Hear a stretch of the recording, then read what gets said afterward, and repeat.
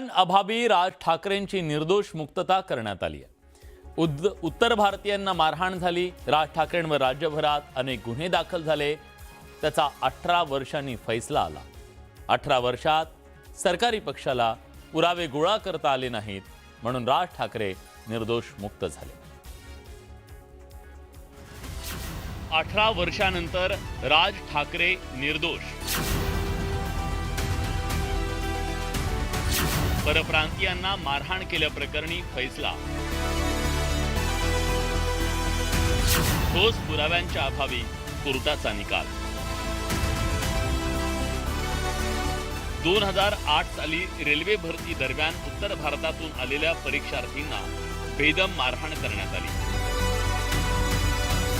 राज्यातील स्थानिक तरुणांना रेल्वेत नोकरीच्या संधी नाकारल्या जात असल्याचा दावा मनसेनं केला आणि मनसेच्या कार्यकर्त्यांनी बिहार आणि उत्तर प्रदेशातून आलेल्या परीक्षार्थींना लक्ष्य केलं। या हिंसक आंदोलनाच्या प्रकरणी दाखल झालेल्या एका गुन्ह्यात मनसे अध्यक्ष राज ठाकरेंची ठाणे सत्र न्यायालयानं निर्दोष मुक्तता केली। तब्बल 18 वर्षानंतर राज ठाकरेंना हा दिलासा मिळाला। पुरावा जो होता तो सफिशियंट नव्हता, त्यामुळे फॉर वॉन्ट ऑफ एव्हिडन्स सगळ्यांची कोर्टाने मुक्तता करण्यात आलेली आहे। त्याच्यामध्ये सीडी पण सीज केलेली, पण जो 65B एव्हिडन्स ऍक्ट प्रमाणे जो सर्टिफिकेट पाहिजे ती प्रॉसिक्युशन प्रोड्यूस न केल्यामुळे आणि सफिशियंट एव्हिडन्स नसल्यामुळे कोर्टाने सर्व आरोपींना अक्विट करण्यात आलेला आहे। गुन्हा सिद्ध होईल असे ठोस पुरावे मांडण्यात सरकारी पक्षाला अपयश आलं। आरोपींचा सहभाग स्पष्ट होईल असे ठोस पुरावे सरकारी पक्षाला मांडता आले नाही। पुराव्यांच्या अभावी राज ठाकरेंची निर्दोष मुक्तता करण्यात आली। चिथावणी दिल्याच्या आरोपातून निर्दोष मुक्तता करण्यात आली। राज ठाकरेंसह 10 मनसे कार्यकर्ते निर्दोष असल्याचं कोर्टानं म्हटलं।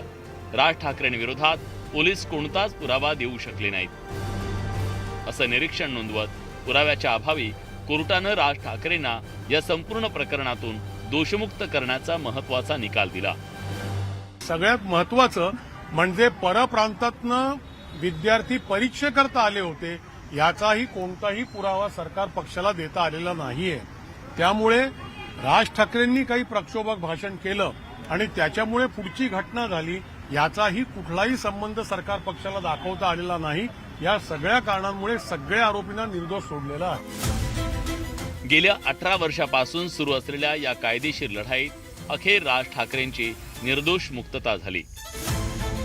राजसाहेबांना आम्हाला सगळ्यांना न्याय मिळाला आणि खऱ्या अर्थाने मराठी लोकांना, मराठी विद्यार्थ्यांना, मराठी लोकांना खरा न्याय मिळाला आहे। ही आज मराठी लोकांची जीत आहे। एक आंदोलन झालं, ते मराठी माणसाच्या हक्कासाठी होतं, नोकर भरतीसाठी होतं।